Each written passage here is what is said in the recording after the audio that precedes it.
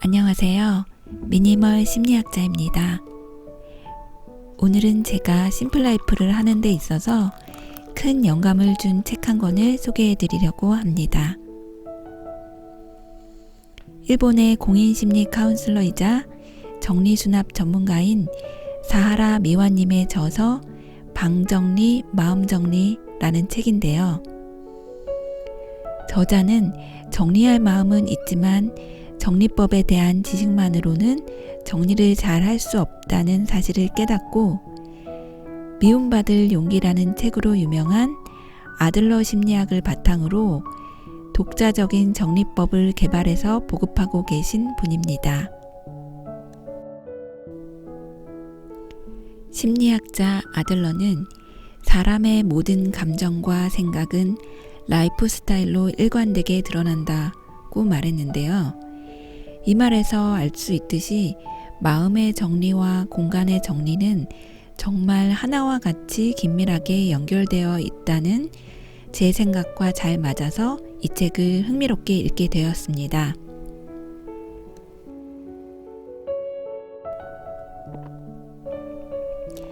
저는 다른 리뷰나 낭독에서처럼 책 내용 전체를 요약해 드리지는 못할 것 같습니다.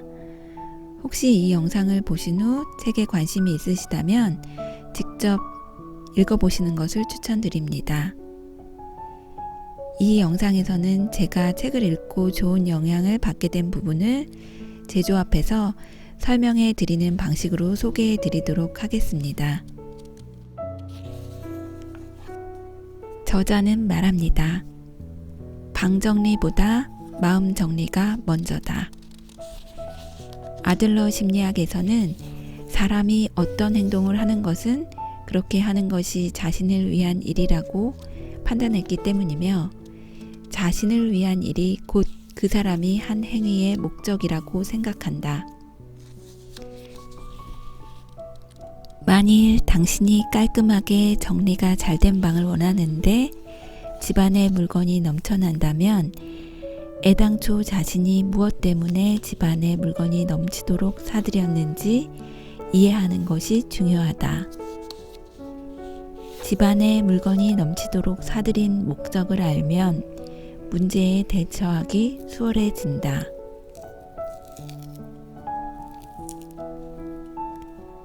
여러분이 집에 사들인 온갖 잡동사니의 수납이 제대로 안 돼 스트레스를 받고 계시다면 그 행동에는 분명 여러분만의 마음속 목적이 있을 겁니다. 바깥일에 바쁜 가족에게서 느끼는 소외감을 만회하고 싶으셨을 수도 있고요. 미래에 닥칠지 모를 어떤 일에 불안을 느껴 물건을 사서 대비하고 싶으셨을 수도 있습니다. 저자는 일단 그 마음을 들여다보는 것이 정리의 시작이라고 합니다. 저도 한때 아이들이 TV를 너무 보는 것 같다는 생각을 한 후에 한동안 아이들 책을 엄청 사들였던 적이 있었습니다. 아이들의 미래에 대한 제 불안한 마음이 투영되어 나타난 행동들이었던 것 같습니다. 이런 불안함에 대해 저자는 심리학적으로 이렇게 설명합니다. 버린 다음에 사용할 일이 생긴 경험이 한 번이라도 있는 사람은 물건을 처분하면서도 언젠가 사용할 때가 생길지도 몰라 하며 노심초사하곤 한다. 이것은 예기불안에서 오는 생각 때문이다. 예기불안이란 안 좋은 일이 일어날 것을 상상하며 불안감을 느끼는 증상을 말하는데 특히 과거에 한 번이라도 안 좋은 일을 겪은 경험이 있으면 똑같은 상황에서 예기불안을 느끼기 쉽다고 한다. 이렇게 저자는 근거 없는 막연한 불안에 떨며 갈팡질팡하지 말고 하루하루를 소중히 살아가야 한다고 합니다. 물건을 버려도 생활에 아무 영향이 없었다는 경험을 거듭하다 보면 불안에 떨며 갈팡질팡하지 않고 버릴 수 있을 것입니다.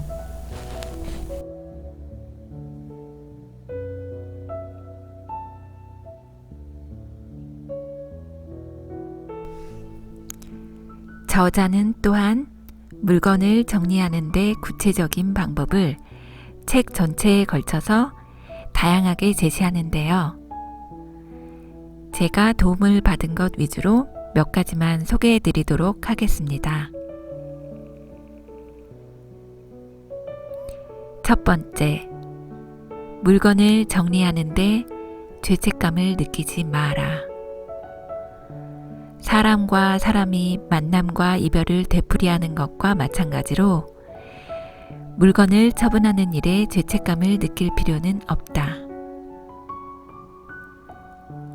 정리를 해서 지금 자신에게 필요한 물건만을 갖는다고 벌받지 않는다.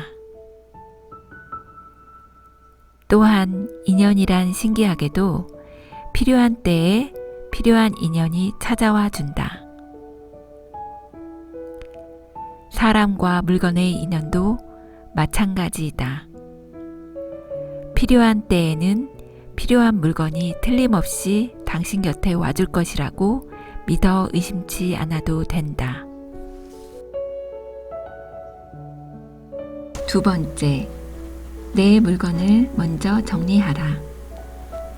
스스로 결단을 내려서 실패하는 것이 두렵다면 실패하더라도 아무한테도 폐를 끼칠 염려가 없는 물건부터 정리를 시작한다.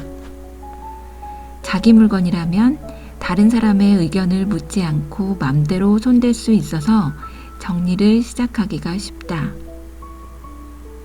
정리는 어려운 곳에서부터 시작하지 말아야 한다. 세 번째, 물건의 역할에 대해 먼저 생각해 보라. 물건을 정리할 때 남겨야 할지 버려야 할지 어중간해서 결단을 쉬이 내리지 못할 때는 조금 시선을 바꿔서 생각해 보는 것이 좋다. 우선 당신이 어떤 목적으로 그것을 소유하고 있는지 생각한다.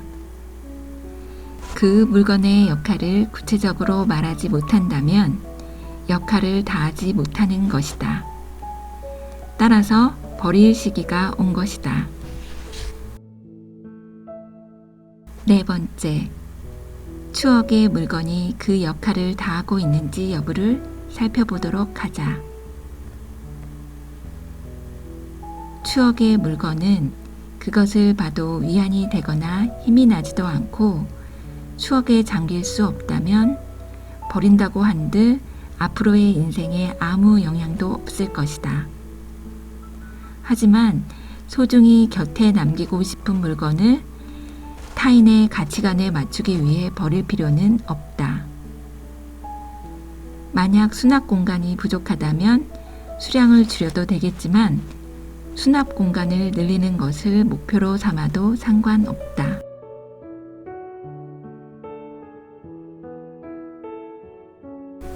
이렇게 열심히 정리를 했는데도 자꾸 제자리로 돌아가게 되는 경우도 많을 겁니다.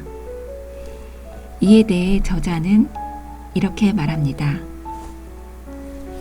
정리 리바운드란 정리를 했는데 다시 원래대로 돌아간 상태를 일컫는 말이다. 사람은 항상성을 유지하려는 생물체이기 때문에 변한 것은 변하기 전의 상태로 되돌리고 싶어 한다. 이것은 마음에도 영향을 미치기 때문에 단숨에 방정리를 마치면 지금까지와 다르다는 위화감을 뇌가 감지해서 이전에 정리가 안 된 상태가 더 안전하다고 느끼고 원래대로 되돌리는 것이다. 이와 같은 특성에 휘말리지 않으려면 변화를 눈치채기 어려울 정도로 아주 조금씩 정리해가면 좋다고 한다. 또한 다시 원래 상태로 돌아간 대부분의 사람은 정리를 완벽하게 하려는 경향을 보인다.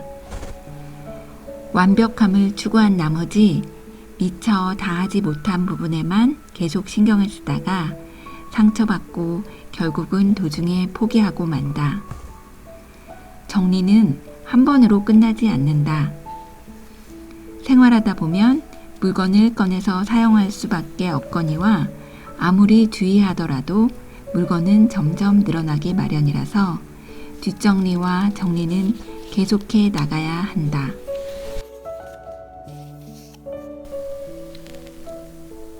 마지막으로 저자는 정리가 안 된 집을 보며 느끼는 감정에 대해 이야기합니다. 심리학에서는 이때 나는 짜증이나 화는 2차 감정으로 보고 그 이면에 있는 1차 감정을 보아야 한다고 합니다. 저도 남편이 퇴근 후 옷을 아무렇게나 벗어놓아서 화가 난 적이 많았는데요. 잘 생각해보니 화는 2차 감정이고 남편이 저를 존중하지 않고 있어서 나는 슬픈 감정을 느끼고 있었습니다. 만일 정리하지 않은 가족 때문에 화를 내고 있다면 여러분의 1차 감정이 무엇인지 곰곰이 생각해 보는 것이 좋습니다. 더불어 가족에게는 2차 감정의 화가 아닌 1차 감정을 전달해야 합니다. 그러면 여러분이 정말 전하고 싶은 말을 가족들은 잘 이해해 줄 거예요. 이런 상황에서 저자가 제시하는 효과적인 대화법은 바로 아들러식 대화법입니다. 나를 주어로 한 I 메시지로 전하면 효과적이라고 하는데요. 나는 당신이 뒷정리를 해주면 정말 고맙겠는데? 나는 붙박이 벽장에 있는 당신 책 때문에 애들 이불이 들어갈 데가 없어서 정말 곤란해요. 라고 말해보는 겁니다.